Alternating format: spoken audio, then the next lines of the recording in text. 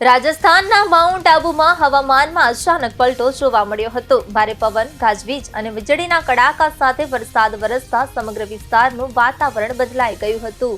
અનેક વિસ્તારોમાં આંધી તોફાન જેવી સ્થિતિ સર્જાઈ હતી, જેને કારણે જનજીવન પર પણ અસર પડી હતી। માઉન્ટ આબુ સહિત રાજસ્થાનના વિવિધ વિસ્તારોમાં પશ્ચિમ વિક્ષેપના પ્રભાવને કારણે તેજ પવન સાથે વરસાદી માહોલ સર્જાયો હતો। કેટલાક સ્થળોએ પવનની ઝડપ 60 થી 80 કિમી પ્રતિ કલાક સુધી નોંધાઈ હતી। ભારે પવનને કારણે વૃક્ષોની ડાળીઓ તૂટી પડી હતી, તેમજ કેટલાક વિસ્તારોમાં વીજ પુરવઠો પણ ખોરવાયો હતો।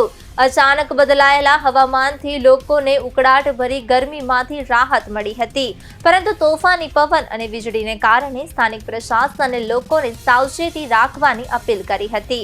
હવામાન વિભાગે આગામી દિવસોમાં પણ કેટલાક વિસ્તારોમાં ગાજવીજ સાથે વરસાદ અને તેજ પવનની શક્યતા વ્યક્ત કરી છે।